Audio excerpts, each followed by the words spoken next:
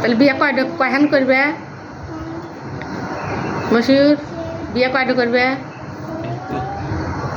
একটা। গার্লসের না হাই স্কুলের? কোন স্কুলের মেয়ে বিয়ে হবে কও?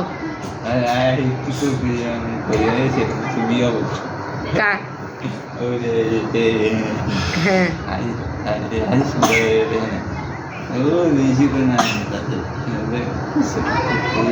হেগেদির নাম কি?